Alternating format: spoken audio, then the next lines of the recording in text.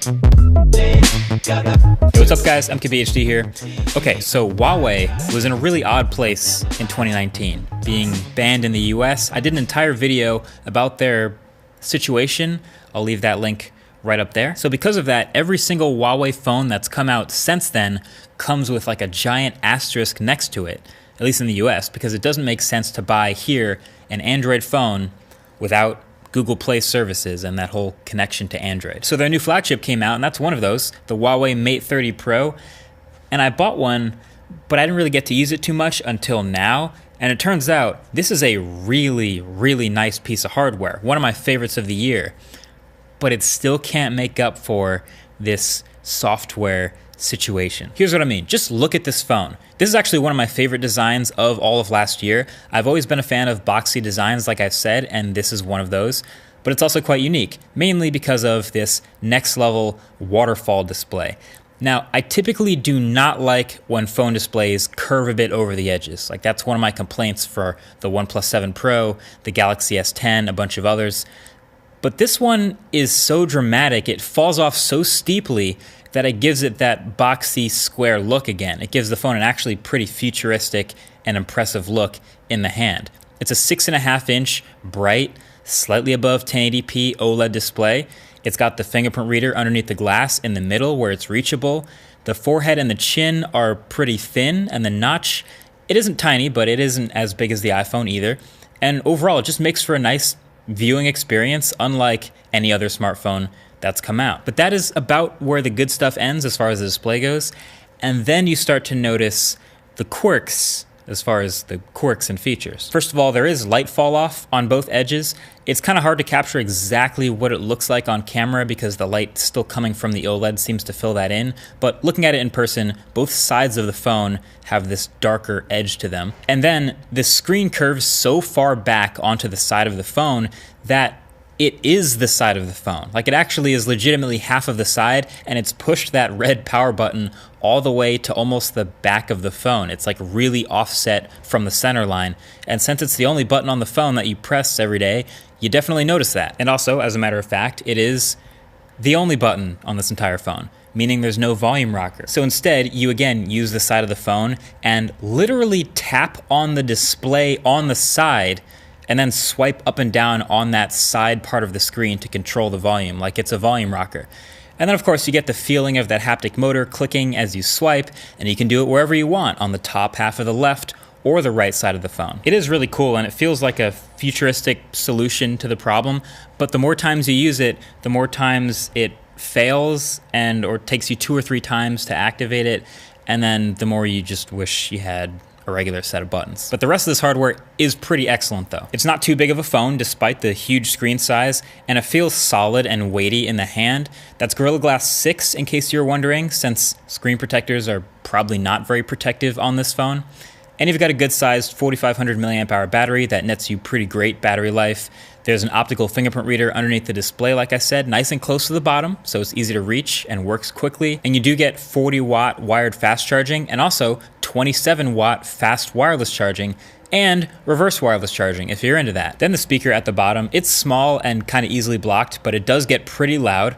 And the whole phone is IP68 water resistant, and you even get an IR blaster at the top. Remember these from back in the day? You could program them to turn your TV on and off, or just troll other nearby people and turn their TVs on and off. Really about the only cons I can come up with for this phone's hardware are nitpicks.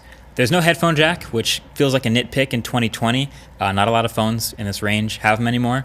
Also, the back, it's glass, and glass breaks.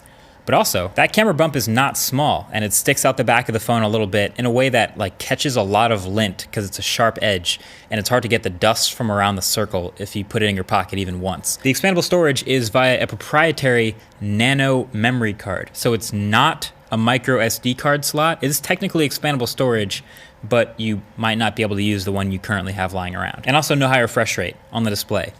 That is a nitpick for 2019. But coming into 2020, that's starting to feel like a pretty big deal. But other than that, you can clearly tell there's a lot to like with this phone, and it doesn't just stop on the outside, it gets to the inside too. You get the HiSilicon Kirin 990, which if you haven't heard of it, is a high-end chip, not quite matching the power of the Snapdragon 855, but very close. And with 8 gigs of RAM and UFS 3.0 storage, this phone is quick. It's no slouch at all. It games just fine, scrolls around, multitasks as good as any other 60 hertz phone. And the camera hardware is beastly too. We're talking, well, you can see the quadruple cameras on the back, 40 megapixel main camera at f1.6 with OIS, and it is a big sensor at 1/1.7 inches.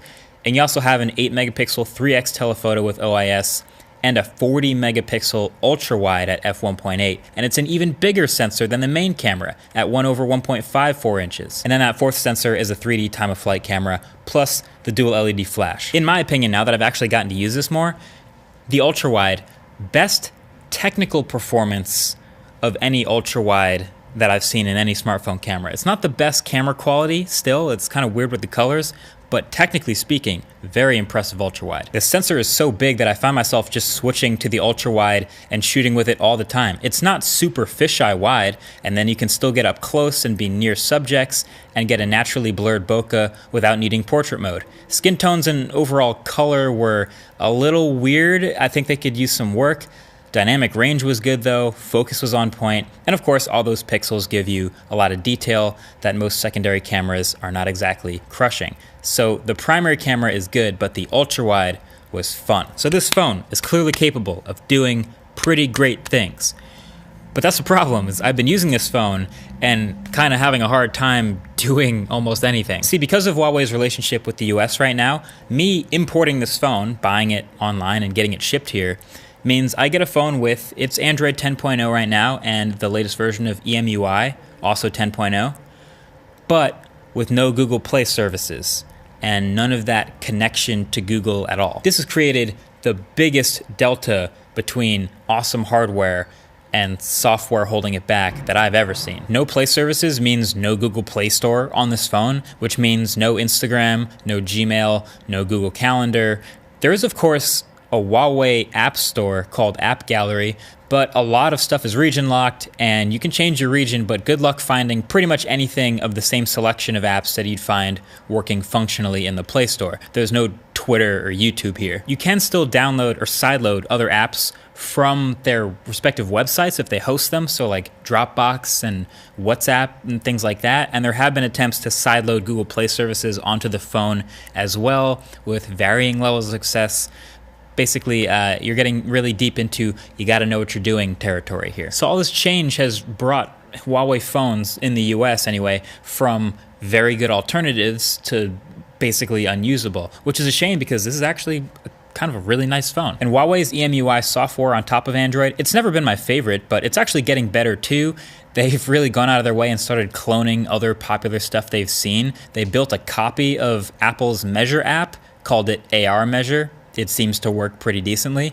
They also have smart display resolution switching in the settings to save battery, and an overall much nicer, cleaned up settings app, which is important with a functional search. So yeah, it's not perfect, but they have been getting better. But now this phone is just clearly so hobbled by the lack of Google connection that it's clearly not just bad for Huawei, but bad for competition. Like, this is bad for us too. So at the end of the day, this phone will be fine in China, and Huawei will be fine in China, where millions of their customers are who just don't need Google Play services at all. China is the biggest smartphone market in the world. They'll be just fine, but I'm just not about to go out of my way and recommend anyone goes and imports one of these like I did. So moral of the story, a re-emphasis on the importance of software. You and me, we already knew for a smartphone, you know, the build's gotta be good, the battery's gotta be big, the display's gotta be crisp. But behind the scenes with software, the battery optimization, the display's responsiveness, the quality of the camera, what you can get out of a sensor, all these things are software. And that'll never be not important. Don't forget that. Thanks for watching. Catch you guys in the next one. Peace.